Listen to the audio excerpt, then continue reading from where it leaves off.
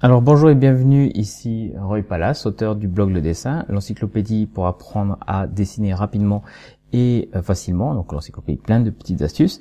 Voilà, donc aujourd'hui je vais vous parler d'une petite règle toute simple que si vous vous intéressez au dessin depuis un petit moment, vous avez peut-être remarqué que il y avait, lorsque l'on veut dessiner un rendu qui soit... que l'on veut avoir un rendu qui est du relief, il faut 3 valeurs. Vous avez peut-être remarqué que lorsque vous faites une esquisse, vous utilisez 3 gestes principaux. Lorsque vous faites des traits, lorsque vous voulez remplir une zone, eh bien vous utilisez 3 techniques. Et voilà, donc cette règle c'est quoi? C'est la règle des 3. Donc c'est un petit peu le chiffre qui est pas magique, mais c'est un chiffre qui revient assez souvent, et c'est le chiffre de l'équilibre un petit peu.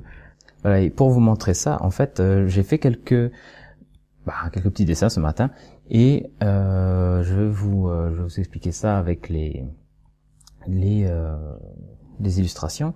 Donc par exemple celui-ci, lorsque j'ai fait l'esquisse, j'ai beaucoup utilisé des lignes droites lorsque je l'ai esquissé, et pour structurer vraiment le visage en forme carrée. Enfin voilà, vraiment donner la présence à chaque ligne.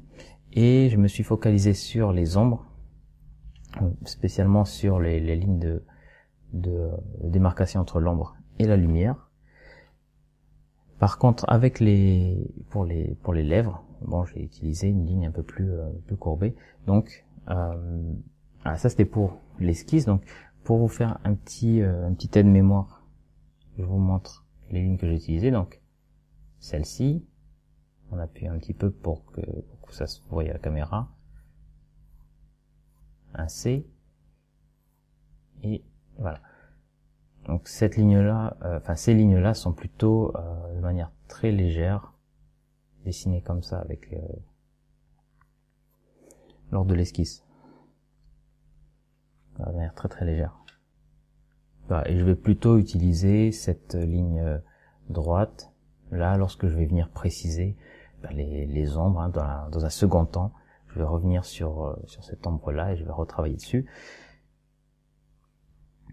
Et ensuite, lorsque je veux travailler les valeurs, parce qu'une fois que l'on a saisi la silhouette et le portrait, on va remplir, voilà, simplement. Et pour les valeurs, vous avez deviné, vous en avez 3. Donc vous avez la valeur claire, donc qui est celle du papier. Vous avez la valeur sombre, et entre les deux, le ton moyen. Vous en avez 3. Vous remarquez que j'ai utilisé, là où vous allez vouloir mettre l'accent sur le dessin, vous allez appuyer plus. Vous allez placer cette tonalité là, par exemple là sur le regard. C'est le point focal en fait où les gens regardent un dessin. C'est le regard, donc on va venir appuyer cet élément là simplement en poussant les contrastes. Donc on va placer ce noir ici plutôt là, et après pour le reste du dessin on peut utiliser le ton moyen en poussant un petit peu plus sur certaines zones. Voilà, la bouche assez charnue par exemple, là où on veut attirer le regard, on va pousser un petit peu plus, et après le ton moyen, c'est le reste du portrait. Et ensuite, au niveau du remplissage, vous pouvez utiliser, vous remarquez que j'ai utilisé un remplissage vertical, donc ce geste-là, avec des hachures verticales. Vous avez donc les hachures horizontales, diagonales, vous avez même les hachures croisées, donc croisée verticale horizontale, ou croisée verticale et diagonale. Ensuite, vous avez le frottement avec le crayon incliné vous frottez avec la tranche. Hein. Donc ça, j'ai utilisé pour l'ombre. Voilà. Donc j'ai assemblé en fait.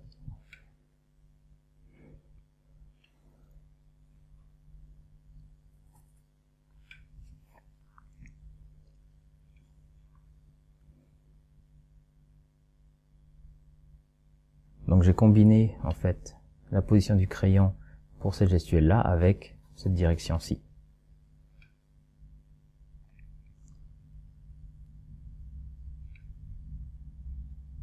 Et ensuite pour le rendu, vous pouvez avoir également un travail en point comme ça, comme ceci, ou alors en gribouillage.